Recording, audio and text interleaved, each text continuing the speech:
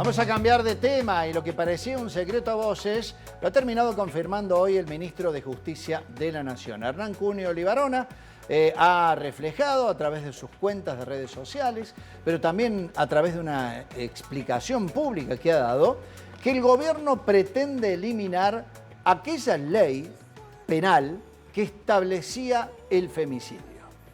Un cambio muy fuerte que a nivel nacional había significado en los últimos años una conquista realmente muy especial y por el que entendemos todos, muchos argentinos, se había trabajado y mucho. Y había corrido prácticamente de todo para que esto se convirtiera en una expresión que para muchos hoy en el gobierno significan ni más ni menos que una determinada cultura y para otros no es ni más ni menos que una historia de pelea en la justicia. Alguien que viene peleando mucho en la justicia por este tema, por defender estos derechos, pero también por aplicar estas leyes, es la doctora penalista Dania Villanueva, quien nos está acompañando aquí en el programa. Dania, bienvenida, ¿cómo estás? Buenas tardes. Muchas gracias por invitarme. Me parece que, bueno, darle voz a estos temas hoy en día es muy importante, así que estoy muy agradecida con la invitación. Bueno, Dania, ¿en qué momento se da este anuncio del ministro Cunio Libarona, donde sabemos que el gobierno, lo expresó en Davos el propio Javier Milei, está dando una batalla cultural por toda esta historia, pretende cambios muy profundos y ahora va por la ley que establecía el femicidio? ¿Cómo, como abogada penalista, cómo tomás este anuncio que se ha realizado hoy?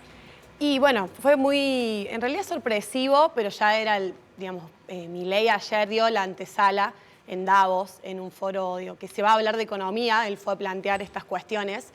Y creo que, por supuesto, es algo negativo y además se versa sobre falsos datos, que eso me parece que es interesante poder hablar, porque cuando él dice que la figura del femicidio es solo en función de que una es mujer, y allí está el agravante, en realidad maliciosamente está desinformando a la sociedad, porque no es solamente por el hecho de ser mujer que existe ese agravante, sino que se tiene que actuar con violencia de género, digamos.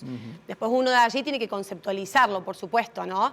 Pero me parece que se habla como muy ligeramente de temas que son un poco más complejos que una frase hecha de decir que las mujeres queremos privilegios, digamos. Y en otro orden de cosas también se terminan mezclando otras situaciones, ¿no? En donde algunos otros colectivos también sufren determinados ataques con la verbalización de un odio que no se sabe de dónde surge. Habrá que trazar en una psiquis bastante particular para que podamos entender. Ahora, bien lo dijiste, terminar con el femicidio, ¿qué podría suponer aquí en la República Argentina? Sabemos que hay datos atroces en cuanto al crimen y asesinato de mujeres, a las que calificamos de femicidio, y Cunio Libarona dice, tenemos que ir por la igualdad en la justicia o ante la justicia para el hombre y la mujer. Bueno, con respecto a eso me parece interesante primero resaltar que cuando él nos habla de esta igualdad que existe en la Constitución, se está olvidando una parte de la Constitución, porque la legislación siempre se tiene que interpretar de una manera armoniosa, porque si bien la Constitución nos habla de la igualdad entre el hombre y la mujer, también tenemos un tratado internacional que tiene jerarquía constitucional también, que es la CEDAW, que se encuentra, por supuesto, en la Constitución, que nos habla de que existe una discriminación hacia las mujeres y que los estados tienen que tender a eliminar esta discriminación. Los estados generalmente lo que hacen son medidas de acción positiva, es decir, refuerzan determinadas cuestiones para alcanzar una igualdad más que formal, una igualdad real de determinadas situaciones. La ley del femicidio, que se la llama así, aunque por supuesto esa palabra no está utilizada tal cual en el Código Penal, se aprobó en el año 2012 y allí se establecieron una serie de agravantes, dentro de la cual se encuentra esta de actuar, digamos, matar a alguien, a una mujer, por motivo de violencia de género. Allí tenemos una circunstancia y una situación. Sí. Ahora, existen otros homicidios agravados. El inciso 1 del artículo 80, que es el que establece el Código Penal del homicidio, ya nos habla de determinadas relaciones que ya agravan el homicidio. Por ejemplo, de un padre a un hijo, de un hijo a un padre, de una pareja, ya sea mujer u hombre, Podemos hablar del caso, por ejemplo, de Nair Galarza, que fue condenada a perpetuo por haber asesinado a su pareja. Pero además tenemos otro artículo que establece estos homicidios por violencia de género. Y también tenemos otros que nos hablan de los crímenes de odio, ¿no? El odio hacia el género, el odio a la identidad sexual, que también están agravados. Por supuesto que sacar ese artículo sería gravísimo porque significaría hablar o decir que un fenómeno social no existe.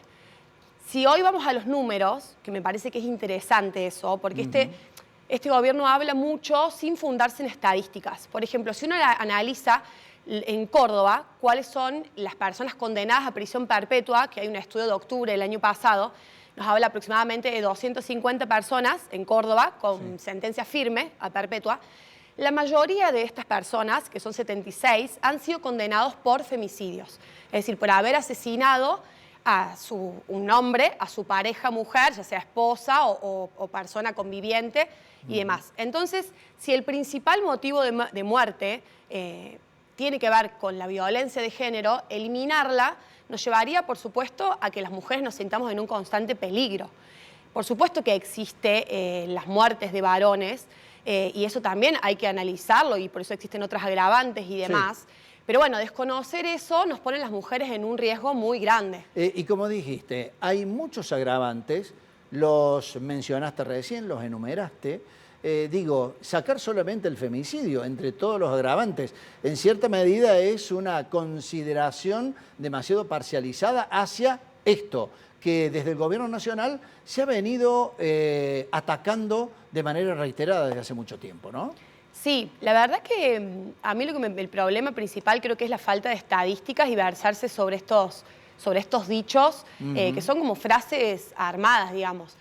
Y ayer también hay otra cosa que dijo Milei en Davos, que me parece que es interesante desarmar, digamos, es esto de que el feminismo en realidad viene a, solo salvar a las mujeres y no se preocupa por los hombres. Y eso no es cierto, porque una sociedad igualitaria solo se va a obtener tanto con mujeres y hombres en esta lucha, pero además el machismo, digamos, también perjudica a los varones. Y en esto Milei tiró algunos datos que me parece interesante. Cuando él dice, la mayoría de los hombres, la mayoría de los que están presos son hombres, y a nadie le importa eso, la mayoría de los hombres que están presos son por delitos violentos.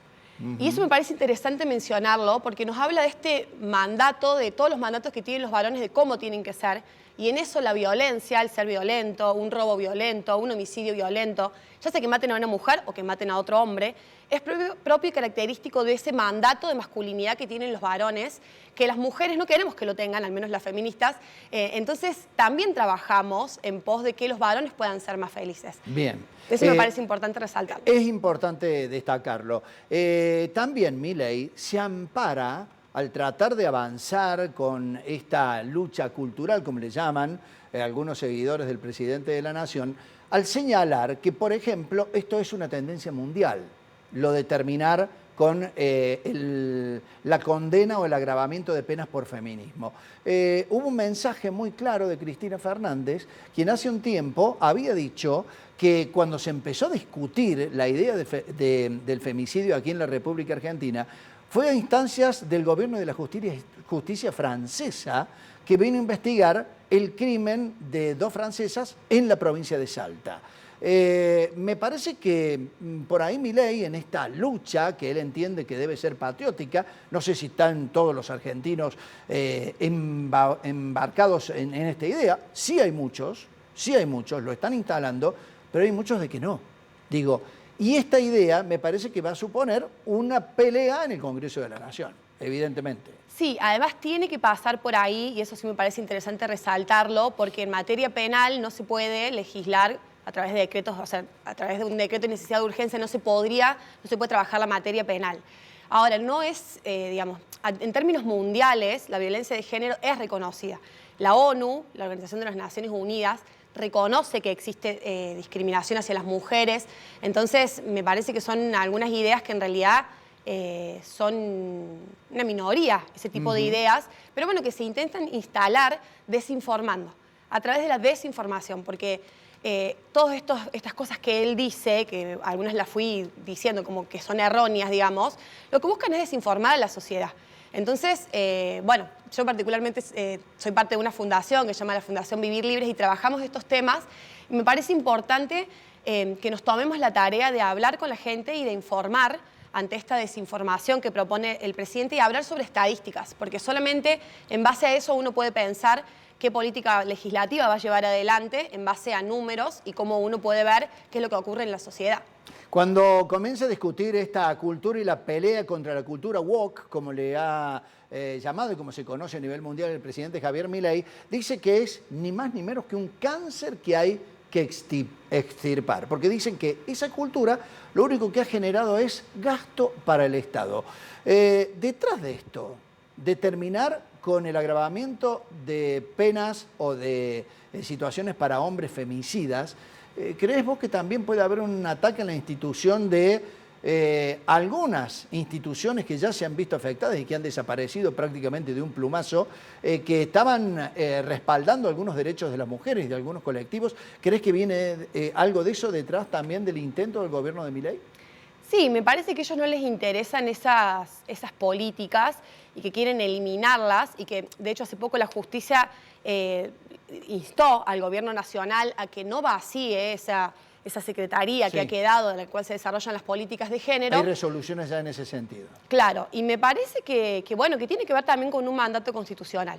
Entonces es importante leer la Constitución en un todo y no solo una parte de manera fragmentada, porque los derechos de las mujeres y el hecho de que existe una discriminación hacia las mujeres es reconocido por la misma Constitución. Entonces me parece que hay que poder tener una lectura armoniosa de la ley. Siempre la legislación no se puede recortar y leer solo una parte. Y bueno, creo que es importante, también la organización, también hablar de estas cosas. Esto es algo muy jurídico, pero es importante intentar bajarlo para que la gente lo entienda. Bien, imaginás, y esto es lo último, agradeciéndote que te hayas llegado aquí a los estudios de Canal 10, un debate serio para este tema, porque hay muchos debates que no han sido serios y se ha conseguido desde La Libertad Avanza que algunos diputados que no son del palo hayan terminado respaldando, inclusive algunos cordobeses, hayan terminado respaldando algunas cuestiones como por ejemplo que no se discute un presupuesto, que no haya una nueva ley para presupuesto y financiamiento universitario, que no haya respaldo de financiamiento para los jubilados. ¿Imaginás un debate en serio de este tema en las calles, sobre todo para que la gente pueda llegar a defender, en todo caso, derechos que ustedes consideran que son importantes defender? Y no creo que la propuesta del gobierno sea seria, porque ya no es seria si no hablamos de estadísticas, números. Pero creo que sí es importante que quienes queremos dar esos debates realmente pongamos sobre la mesa claridad para que la sociedad pueda entender de qué es lo que estamos hablando. Y me parece que es importante tener como un ejercicio de empatía, que de esto hablaba hace poco Amnistía Internacional, me parece interesante, es pensar si cada uno conoce a una mujer que haya estado en una situación de violencia. ¿Vos conocés a alguien? Y cuando nos vamos dando cuenta que todos conocemos a una persona, sí, a una familiar mía le pasó esto, le pasó lo otro, nos damos cuenta que realmente sí existe esto. Entonces, me parece que es importante esto también, la empatía, que creo que este gobierno nos propone una falta de empatía, que no nos importa el que esté al lado. Y bueno, creo que las sociedades más solidarias y empáticas son mejores sociedades para todos. Dania Villanueva, muchísimas gracias. Muchísimas muy amable. Gracias a ustedes.